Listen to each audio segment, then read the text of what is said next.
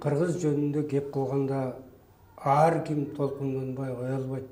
Себеби кыргыздын байыртадан берки тарыхын, анын маданиятын, кыргыз жашаган аймактарды, ошол аймактардагы калган кыргыздын тарыхый, маданий эстеликтерди адамды эң ички, эң жогорку сезимдерге тушуктура тургандыгын мен өзүмдүн экспедицияда жасап жүргөн өмүрүмдө көп жолу кезиктирдим. Мына ошондой ааламдагы кыргыздардын бир тобу ал Памирдеки, Памылдагы саркол кыргыздар. Кыргыздар албетте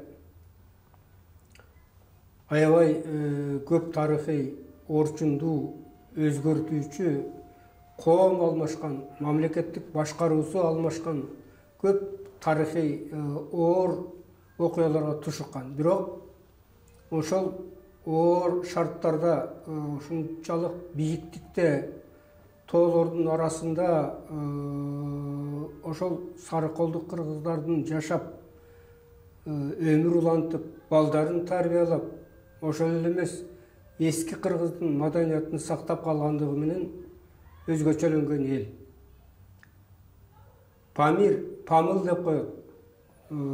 Мен көбүнчө мынауреки 1991 жылы Рахман Кулхандын Түркияга кеткен Вандагы улуу Памыр көй деп коет. Ошо айылында болуп, ошолордун маданияты менен биринчи таанышкан кыргыз элем. Мына ошол жердеки эң кызык нерселери улуу Памыр көй деп коет. Ошол учурда Памыл деп дагы көп айтышат. Бүгүнкү күнгө чейин деле ошо жашы улгайып калгандардын баардыгы Памыл дешет. Эми бул саркол кыргыздары жөнүндө бул кыргыздан эч кимиси менен айырмаланбайт. Маданияты жагынан ичкилик кыргыздардын дал өзү, курамында ичкилик кыргыздардын баардык топтору учурайт.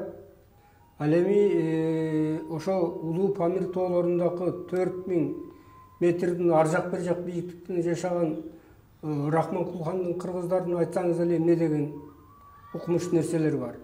Бул улуу Памир кыргыздары жөнүндө биздин окумуштуу Сулайман Кайыпов азыр 14 китеп чыгарды.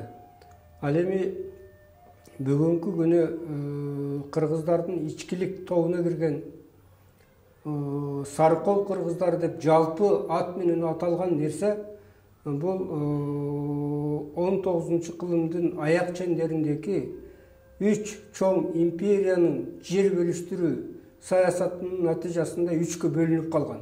А бирок тарыхый жагынан алып караганда улуу Памир бул кыргыздар ата замандан бери жердеген жер. Бүгүнкү күндө булардын бир бөлүгү Ооганстанга карап, экинчи бөлүгү чыгыш батыш түндүк жагы Кытай Эл Республикасына карап, ал эми бир бөлүгү Орус империясына караган учурлар болгон.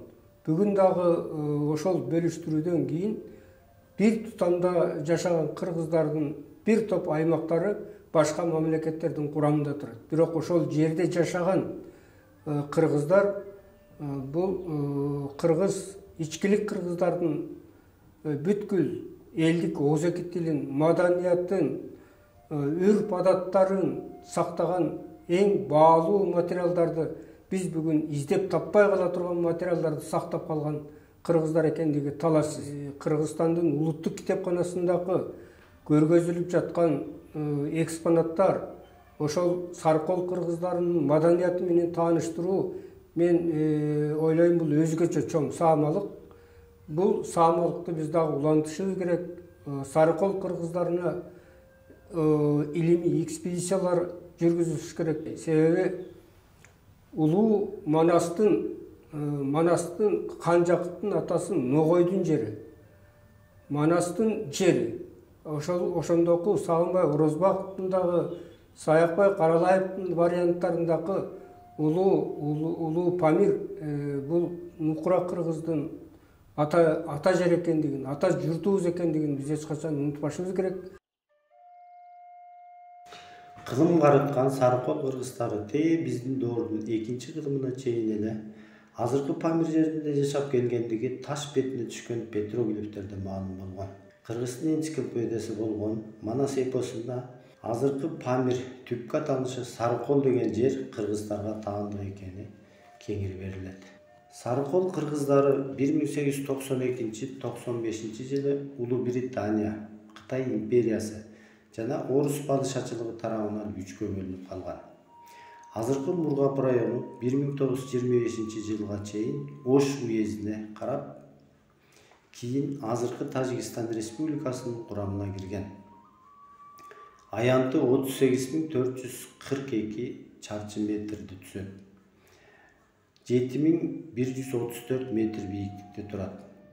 Азыркы кезде Мургап районунда жашаган кыргыздар 82%.